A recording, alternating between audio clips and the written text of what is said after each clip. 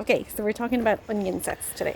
We are, because it's the end of September, so we're going to be actually planting onion sets today. We'll do that in a separate video, but we just wanted to talk a little bit about sets and how to choose the best ones. Okay, Isn't that so right? what are onion sets, first off? So they're basically just immature onions. Okay.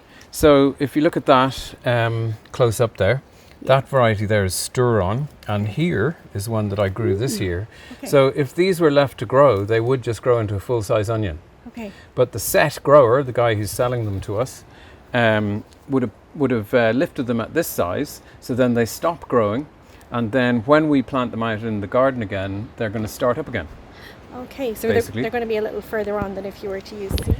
Yeah, so that's the advantage of them. So I suppose for a beginner at least, they're really easy to plant. And they will be a couple of weeks ahead of those grown from seed. And then also, if you're growing onions from seed, which is a great thing to do as well, they have to be started off really early in the year.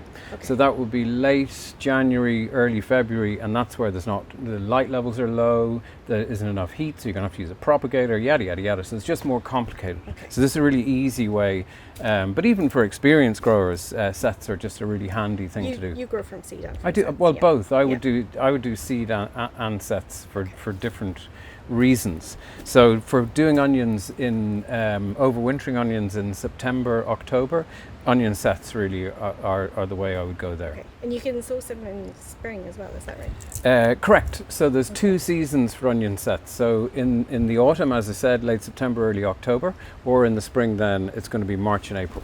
Okay. Yeah. And you were talking about choosing the best sets. So yeah. So yeah, so this is from a single bag of onion sets which we sell. Okay. But even from fantastic retailers like us, in a bag of sets, you're always going to get one or two duds, and it's really just what we want to do today is just kind of spot them. Okay. So, in what you do want, this one would be pretty much perfect. Okay. So it's nice and firm. It's kind of a large marble size, I suppose, and it's nice and rounded like that, looking really clean and nice. And that's going to grow as a really nice full-size onion. Okay. What we don't want, so here's one here that started to sprout already. Okay. And you might think, oh, brilliant, we're going to get a head start there, but it's not. It's not really the case, because that onion started to grow. It started to use the energy in the onion bulb, but it doesn't have any roots, so it's not taking up any moisture or nutrients, and that doesn't tend to produce a very good onion. What else? In this batch, there aren't really any. Oh no, there's one. So this one here, actually there. So you can see that's a little bit soft. Do you see the skin is kind of wrinkly? Okay. And we can see underneath there, do you see that kind of bluey colour? That's a little bit of mould, exactly. Okay. So we want to get rid of any, if we see any with any signs of mould, and as I said, that will happen in a bag of sets, you might get one or two, get rid of those. Okay. We don't want mould spreading into the garden. And then finally then, I would tend to get rid of any really large ones like that.